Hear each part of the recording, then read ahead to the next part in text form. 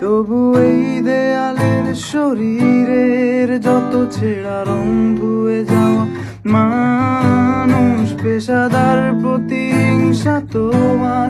চেতনার যত উদ্ভাসিত আলো রং আকাশের মতো না কোষা নীল নীলে ডুবে থাকা তোমার প্রিয় কোনো মুখ তার চোখের কাছাকাছি এসে কেন পথ ভুলে